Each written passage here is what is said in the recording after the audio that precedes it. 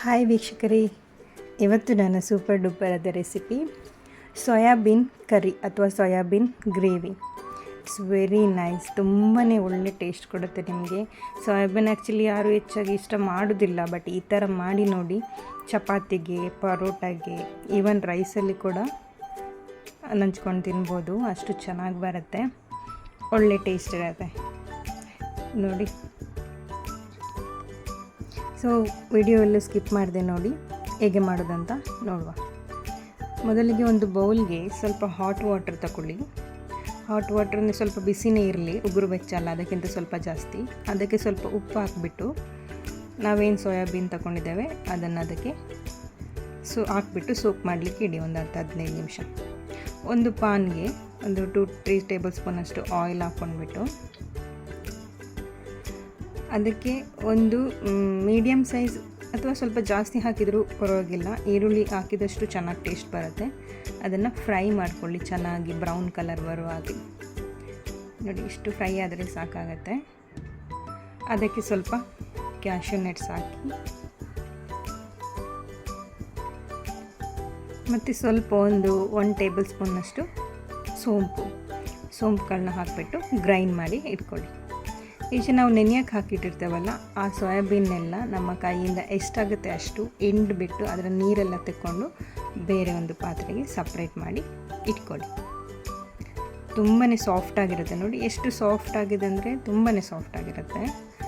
ಈಗ ತೆಗೆದಿಟ್ಕೊಂಡಿರ್ತಕ್ಕಂಥ ಸೋಯಾಬೀನಿಗೆ ಸ್ವಲ್ಪ ಕರ್ಡ್ ನೀವು ಎಷ್ಟು ಹಾಕಿದ್ರೂ ಕ್ರೀಮಿನೆಸ್ ಬರುತ್ತೆ, ಚೆನ್ನಾಗಾಗುತ್ತೆ. ಇದು ನಾನಿಲ್ಲಿ ಸಾಂಬಾರು ಪುಡಿ, ನಾನು ಮನೆಯಲ್ಲಿ ಸಾಂಬಾರು ಮಾಡಲಿಕ್ಕೆ ಅಂತ ಎಲ್ಲ ಪದಾರ್ಥ ಹಾಕ್ಕೊಂಡಿರ್ತೆ ಸಾಂಬಾರು ಪುಡಿ, ಸ್ವಲ್ಪ ಗರಂ ಮಸಾಲ, ಇದನ್ನು ಹಾಕಿಬಿಟ್ಟು ಮಿಕ್ಸ್ ಮಾಡಿಬಿಟ್ಟು ಇಟ್ಕೊಳ್ಳಿ. ಇದರಲ್ಲಿ ಉಪ್ಪು ಹುಳಿ ಎಲ್ಲ ಚೆನ್ನಾಗಿ, ಖಾರ ಎಲ್ಲ ಚೆನ್ನಾಗಿ ಅದು ಇಳ್ಕೊಂಡ್ಬಿಡುತ್ತೆ. ಸಾಫ್ಟ್ ಹೇಗೋ ಆಗಿದೆ ಅಲ್ಲ. ಸೊ ಇಲ್ಲದಿದ್ದರೆ ಹಾಗೆಯೇ ನಿಮಗೆ ಸಪ್ಪೆ ಅನಿಸುತ್ತೆ ತಿನ್ನುವಾಗ. ಈ ಥರ ನೀವು ಮಸಾಲೆಯಲ್ಲಿ ಮ್ಯಾರಿನೇಟ್ ಮಾಡಿ ಇಟ್ಟರೆ ಸ್ವಲ್ಪ ಟೇಸ್ಟಿಯಾಗಿರುತ್ತೆ ಹಾಗೆ. ಸೊ ಇಲ್ಲಿ ನಾನು ಉಪ್ಪು ಹಾಕ್ಕೊಳ್ಳಿಕ್ಕೆ ಮರ್ತೋದೆ. ಸೊ ಸ್ವಲ್ಪ ಒಂದು ರುಚಿಗೆ ತಕ್ಕಷ್ಟು ಉಪ್ಪನ್ನ ಆ್ಯಡ್ ಮಾಡ್ಕೊಳ್ಳುವ. ಇದನ್ನು ಬದಿಗಿಟ್ಟು ಒಂದು ಬಾಣಲೆಗೆ 2-3 ಸ್ಪೂನ್ ಕುಕ್ಕಿಂಗ್ ಆಯಿಲ್ನ ಹಾಕ್ಕೊಂಡು ಸಣ್ಣಕ್ಕೆ ಕಟ್ ಮಾಡಿರ್ತಕ್ಕಂಥ ಬೆಳ್ಳುಳ್ಳಿ ಮತ್ತು ಶುಂಠಿನ ಅದಕ್ಕೆ ಹಾಕ್ಕೊಳ್ಳಿ. ಸೊ ಪೇಸ್ಟ್ ಕೂಡ ಹಾಕ್ಬೋದು, ಪೇಸ್ಟ್ಗಿಂತ ಈಗೇನೆ ಹಾಕಿದರೆ ಚೆನ್ನಾಗಾಗುತ್ತೆ. ಒಂದು ಇಲ್ಲಿ ಗ್ರೀನ್ ಚಿಲ್ಲಿ ತಗೊಂಡಿದ್ದೀನಿ ನಾನು, ಹಸಿಮೆಣಸಿನ್ಕಾಯಿ. ಇದನ್ನು ಚೆನ್ನಾಗಿ ಫ್ರೈ ಮಾಡ್ಕೊಳ್ಳಿ. ಇದು ಫ್ರೈ ಆದ ನಂತರ ಒಂದು ಮೀಡಿಯಮ್ ಸೈಜ್ ಆನಿಯನ್ನ, ಕಟ್ ಮಾಡಿರ್ತಕ್ಕಂಥ ಆನಿಯನ್ನ ಅದಕ್ಕೆ ಆ್ಯಡ್ ಮಾಡ್ತಾಯಿದ್ದೇನೆ. ಅದು ಸ್ವಲ್ಪ ಫ್ರೈ ಆದ ನಂತರ ಅದಕ್ಕೆ ಒಂದು ಟೊಮೊಟೊ ಹಣ್ಣು ಆ್ಯಡ್ ಮಾಡ್ತಿದ್ದೇನೆ. ಹುಳಿ ಟೊಮೊಟೊ ಇದ್ದರೆ ಇನ್ನೂ ಚೆನ್ನಾಗಾಗುತ್ತೆ, ಯಾಕಂದರೆ ನಾನು ಇಲ್ಲಿ ಹುಳಿನ ಇದಕ್ಕೆ ಹಾಕ್ತಾಯಿಲ್ಲ. ಏನು ಮೊಸರಿದೆ, ಟೊಮೊಟೊ ಹಣ್ಣು, ಇದೆರಡರದ್ದೇ ಹುಳಿ. ಜಾಸ್ತಿ ಹುಳಿ ಹಾಕಿದರೆ ಹುಳಿ ಆಗಿಬಿಡುತ್ತೆ, ಅದಕ್ಕೆ ನಾನು ಯೂಸ್ ಮಾಡ್ತಾಯಿಲ್ಲ. ಸೊ ಸಿಹಿ ಟೊಮೊಟೊ ಹಣ್ಣಾದರೂ ಕೂಡ ನೋ ಪ್ರಾಬ್ಲಮ್, ಹಾಕ್ಬೋದು. ಸೊ ಇದು ಫ್ರೈ ಆಗ್ತಾ ಬರ್ತಿದ್ದಕ್ಕೆ ಸ್ವಲ್ಪ ನೀರು ಬಿಟ್ಕೊಳ್ಳಿಕ್ಕೆ ಸ್ಟಾರ್ಟ್ ಆಗಬೇಕು. ಸೊ ಉಪ್ಪು ಹಾಕ್ಕೊಳ್ಳಿ. ಉಪ್ಪು ಹಾಕ್ಕೊಂಡಾಗ ಬೇಗ ಟೊಮೊಟೊ ಕರಗಿಬಿಡುತ್ತೆ.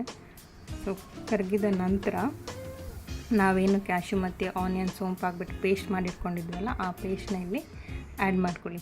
ನಾನಿಲ್ಲಿ 2 ಗಿಡ್ಡ ಮೆಣಸು ಅದಕ್ಕೆ ಆ್ಯಡ್ ಮಾಡಿದ್ದೇನೆ, ವೀಡಿಯೋ ಮಾಡಲಿಕ್ಕೆ ಮರ್ತೋಯ್ತು. ಸೊ ನಿಮಗೆ ಖಾರ ಬೇಕಿದ್ದರೆ ಬ್ಯಾಡಿಗೆ ಮೆಣಸು ಅಥವಾ ಏನಾದರೂ ಒಂದು ಮಸಾಲೆಗೆ ಆ್ಯಡ್ ಮಾಡ್ಕೊಳ್ಳಿ. ಸೊ ಜಾಸ್ತಿ ನೀರು ಹಾಕ್ಕೊಳ್ಳೋಕೆ ಹೋಗಬೇಡಿ, ಮಿಕ್ಸಿ ತೊಳೆದ ನೀರು ಮಾತ್ರ ಹಾಕಿದರೆ ಸಾಕು. ಸೊ ಇದು ಗ್ರೇವಿ ಟೈಪ್ ಇರುತ್ತೆ, ತುಂಬ ನೀರಾದರೆ ಅದು ಕೂಡ ಚೆನ್ನಾಗಾಗೋದಿಲ್ಲ. ಸ್ವಲ್ಪ ಅರಿಶಿನ ಪುಡಿ ಆ್ಯಡ್ ಮಾಡ್ತಿದ್ದೇನೆ. ಸೊ ಈ ಗ್ರೇವಿ ಸ್ವಲ್ಪ ಚೆನ್ನಾಗಿ ಕುದಿ ಬರಬೇಕಾದ್ರೆ ನಾವೇನು ಮ್ಯಾರಿನೇಟ್ ಮಾಡಿ ಇಟ್ಕೊಂಡಿದ್ವಿ ಸೋಯಾಬೀನ್, ಅದನ್ನು ಅದಕ್ಕೆ ಆ್ಯಡ್ ಮಾಡಿ. ಕರೆಕ್ಟ್ ಮಸಾಲೆ ಎಲ್ಲ ಎಳ್ಕೊಂಡು ಚೆನ್ನಾಗಿರುತ್ತೆ, ಅದು ಟೇಸ್ಟ್ ಆಗಿರುತ್ತೆ. ಸೊ ಆ್ಯಡ್ ಮಾಡಿಕೊಂಡು ಆ ಸೋಯಾಬೀನ್ನ ಬೇಯಿಸ್ಕೊಂಡ್ರೆ ಆಗುತ್ತೆ. ಸ್ವಲ್ಪ ಹೊತ್ತು ಮುಚ್ಕೊಂಡು ಬೇಯಿಸ್ಕೊಂಡು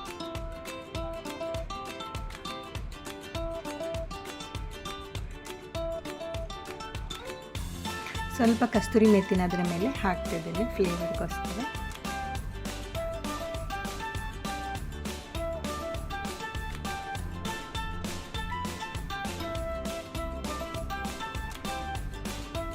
ಇದೀಗ ಕಂಪ್ಲೀಟಾಗಿ ನಮ್ಮ ಸೋಯಾಬೀನ್ ಗ್ರೇವಿ ರೆಡಿ ಆಗಿದೆ. ಲಾಸ್ಟಲ್ಲಿ ಸ್ವಲ್ಪ ನಾವು ಕೊತ್ತಂಬರಿ ಸೊಪ್ಪನ್ನ ಹಾಕ್ಕೊಂಡ್ಬಿಟ್ರೆ ನಮ್ಮ ಸೂಪರ್ ಡೂಪರಾದ ಗ್ರೇವಿ ರೆಡಿ ಆಗಿಬಿಡುತ್ತೆ. ಯಾವುದ್ರಲ್ಲಿ ಬೇಕಾದರೂ ನಂಚ್ಕೊಳ್ತೀನಿ, ಚಪಾತಿಗೆ, ರೊಟ್ಟಿಗೆ. ಸೊ ಎಸ್ಪೆಷಲಿ ಹೇಳ್ಬೇಕಂದ್ರೆ ಇದು ನೀರು ದೋಸೆಗೆ ತುಂಬ ಚೆನ್ನಾಗಿ ಸೂಟ್ ಆಗುತ್ತೆ. ಟ್ರೈ ಮಾಡಿ ನೋಡಿ, ಹೇಗಾಗಿದೆ ಅಂತ ನನಗೆ ಕಾಮೆಂಟ್ ಮಾಡಿ ತಿಳಿಸಿ. ಇವತ್ತಿನ ನನ್ನ ಈ ವಿಡಿಯೋ ನಿಮಗೆ ಇಷ್ಟ ಆಗಿದ್ದರೆ ಸಬ್ಸ್ಕ್ರೈಬ್ ಮಾಡೋದನ್ನು ಮರಿಬೇಡಿ. ಮುಂದೆ ಹೊಸ ವಿಡಿಯೋದೊಂದಿಗೆ ಮೀಟ್ ಮಾಡ್ತೀನಿ. ಅಲ್ಲಿ ತನಕ ಟೇಕ್ ಕೇರ್. ಬಾಯ್.